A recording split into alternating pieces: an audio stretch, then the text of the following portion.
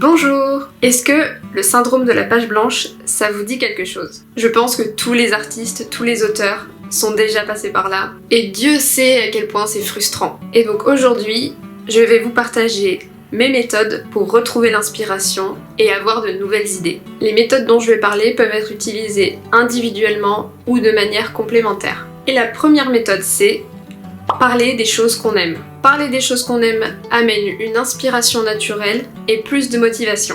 Et ça permet aussi de partager son enthousiasme. Quand on écrit à propos de quelque chose qu'on aime, ça se ressent. Et donc moi je sais que dans des moments où j'avais plus trop d'inspiration, je me suis posée, je me suis dit qu'est-ce qui me tient à cœur dans la vie? La première fois que je me suis posé cette question, j'ai pensé à l'art immédiatement. Ça m'a permis de poser le contexte de mon histoire, donc d'avoir l'univers dans lequel ça se passait. Et cette histoire que j'ai écrite a été la première à avoir beaucoup de succès. Et donc, quand j'ai compris le principe, j'ai refait la même chose avec le patinage que j'adore, et mes lecteurs m'ont dit qu'on sentait ma passion à travers mes écrits. Et donc, n'hésitez pas à faire une liste des choses que vous aimez ou qui vous passionnent, et essayez de vous imaginer en train d'écrire sur ces sujets, et de voir comment vous pouvez les mettre en scène. La deuxième méthode, c'est créer un univers visuel. Il est parfois plus simple de comprendre ce qu'on aime quand on le voit. Et donc je vous propose d'aller sur Pinterest et de créer un tableau dans lequel vous allez mettre une vingtaine d'images. Ces images doivent vous plaire. Vous pouvez choisir de simplement chercher une esthétique en particulier ou chercher une ou plusieurs images par catégorie.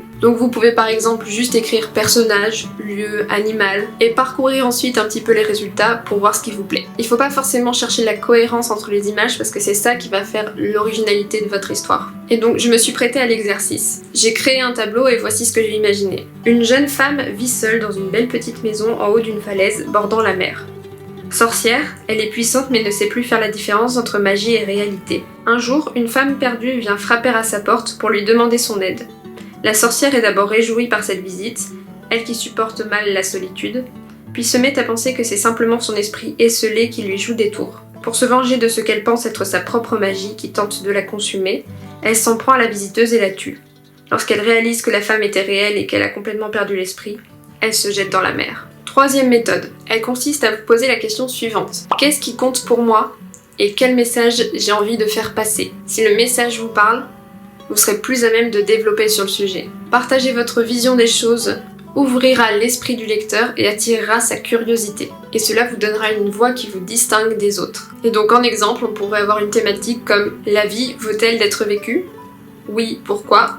Non, pourquoi? Et ce message sera retranscrit à travers l'histoire de votre personnage principal. La quatrième méthode consiste à utiliser une dynamique de personnage qui vous attire. Les dynamiques de personnages permettent d'introduire un second rôle qui vient soutenir le premier rôle et lui permet d'évoluer dans son histoire. Si vous voulez en savoir un petit peu plus sur les dynamiques de personnages, j'ai créé une série de vidéos sur le sujet que je vous mets en lien juste au-dessus. Mais l'ajout d'un second personnage n'est pas forcément obligatoire si votre personnage principal évolue par exemple dans un lieu désert. Et avoir plus de 2 personnages vous permettra d'avoir plus de dynamiques qui viendront ajouter du rythme à votre histoire. En exemple de dynamique relativement classique, vous avez les enemies to lovers, les amis d'enfance, les âmes sœurs. Et en exemple de dynamique moins classique, vous avez le duo d'idiots, le pessimiste versus l'optimiste, ou encore le duo de parents fatigués. La cinquième méthode, c'est essayer un style qui vous plaît. Écrire dans un style qui nous plaît,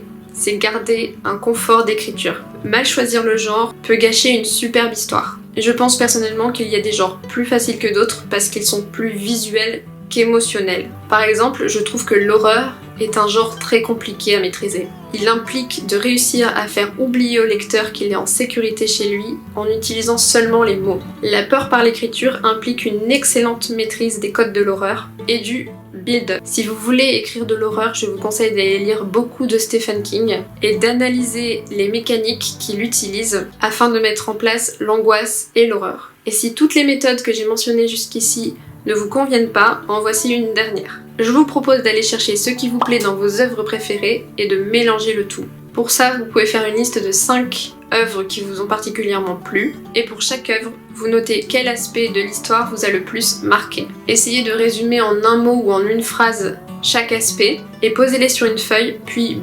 brainstormer autour. Le but à la fin est de trouver un moyen de relier toutes ces idées à travers le brainstorming. Donc par exemple, moi pour la BD sur laquelle je travaille actuellement, j'ai pris le jeu Professeur Layton et le destin perdu pour sa thématique sur le voyage dans le temps, le film Suzume pour le message sur le deuil, un épisode bien particulier d'une vieille série appelée La 4ème dimension, c'est l'épisode 30 de la saison 1 qui s'appelle Arrêt à Willoughby, avec un voyage en train très perturbant. J'ai également pris le film Your Name pour la partie sur le destin et le clip de Spring Day de BTS pour les codes graphiques et oniriques. Pour cette méthode, il est important de garder l'esprit ouvert et d'élargir un maximum sa culture générale. On peut puiser partout. Films, séries, livres, clips de musique, jeux vidéo, paroles de chansons, musées, expositions, dessinateurs, etc.